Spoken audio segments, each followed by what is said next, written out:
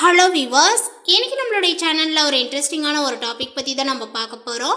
இன்னைக்கு நம்ம எதை பற்றி பார்க்க இருக்கோம் அப்படின்னா, பிப்ரவரி 15ஆம் தேதி அன்று நிகழ இருக்கக்கூடிய இந்த கிரக மாற்றங்களின் மூலமாக இந்த மேசராசி நேயர்கள் அடையக்கூடிய பலன்கள் என்ன, அவர்களுடைய வாழ்க்கையில் அடுத்தடுத்து என்னென்ன விஷயங்கள்லாம் நடக்க போகுது, அதேபோல் இந்த மேசராசி நேயர்கள் பார்த்தீங்கன்னா எந்த விஷயத்தில் கவனமாக இருக்க வேண்டும், இவர்கள் எந்த மாதிரியான ஒரு விஷயங்களை பார்த்தீங்கன்னா எதிர்கொள்ள போகின்றார்கள் அப்படிங்கிறது குறித்து எல்லா விஷயத்தையும் தான் நம்ம டீட்டெயிலாக பார்க்க இருக்கோம். பதிவை தொடர்ந்து பாருங்க. இந்த வீடியோவை மேசராசி நேயர்கள் பார்த்துட்டு இருந்தீங்க அப்படின்னா இந்த வீடியோக்கு ஒரு லைக் கொடுத்துடுங்க.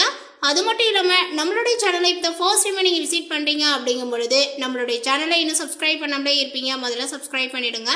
அப்படியே கூட இருக்க அந்த பெல் ஐக்கானையும் பார்த்தீங்கன்னா கிளிக் பண்ணி வச்சுக்கோங்க. அப்போ தான் நம்மளுடைய சேனலில் கொடுக்கக்கூடிய அனைத்து தகவலுமே உங்களுக்கு நோட்டிஃபிகேஷனாக வரும், அதையும் நீங்கள் பார்த்து பயனடையலாம். காலகட்டத்தினுடைய தொடக்கத்திலேயே உங்களுடைய ராசிநாதன் செவ்வாய் வக்ர இயக்கத்தில் இருந்தாலுமே உங்களுக்கு இந்த மாசி 9ஆம் தேதி என்று வக்ர நிவர்த்தி ஆகின்ற ராசிநாதன் பலம் பெறக்கூடிய இந்த காலகட்டங்களானது உங்களுக்கு யோகமான காலகட்டங்களாக இருக்குங்க. தொட்டது தொடங்கக்கூடிய ஒரு காலங்களாக அமையும். தொழில் முன்னேற்றங்களானது பார்த்தீங்கன்னா அதிகரிக்குங்க. பொருளாதார நிலைகளும் உங்களுக்கு இப்பொழுது உயரும் அப்படின்னு சொல்லலாம். புதிய முயற்சிகளில் வெற்றியானது பார்த்தீங்கன்னா கிடைக்குங்க. தனாதிபதி பரிவர்த்தனையால எல்லா நாட்களும் இனிய நாட்களாகவே பார்த்தீங்கன்னா அமையும். செய்யக்கூடிய முயற்சிகளில் வெற்றியானது பார்த்தீங்கன்னா கிடைக்குங்க. தெய்வீக பயணங்களானது உங்களுக்கு அதிகரிக்கும்.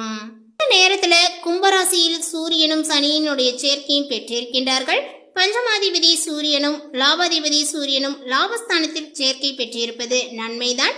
பகை கிரகமாக இருந்தாலுமே ஒரு சில வழிகளில் பார்த்தீங்கன்னா நல்ல மாற்றங்களை கொடுக்கும். குறிப்பாக படித்து முடித்த பிள்ளைகளினுடைய உத்தியோகத்திற்காக ஏற்பாடு செய்திருந்தால் அது கிடைக்கும். அதன் மூலமாக உதிரி வருமானங்களானது வந்து சேருங்க. வருங்காலமானது நலமடைய புதிய திட்டங்களையும் நீங்கள் தீட்டுவீர்கள். தொழில் வளர்ச்சியானது சிறப்பாகவே இருக்கும். இருந்தாலும் இடையிடையே சிறு சிறு தடங்களானது வரலாம். இருப்பினும் கடைசி நேரத்தில் காரியங்கள் கைகூடி வரும். வெளிநாட்டு அழைப்புகளை பற்றி சிந்திப்பீர்கள்.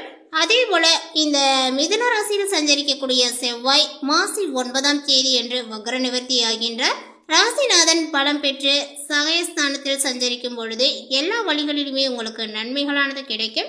எடுத்த காரியங்களில் எளிதில் பார்த்தீங்கன்னா வெற்றியும் பெறுவீர்கள். தொழிலில் இருந்து வரும் பணியாளர் தொல்லைகளானது இப்பொழுது அகலும்.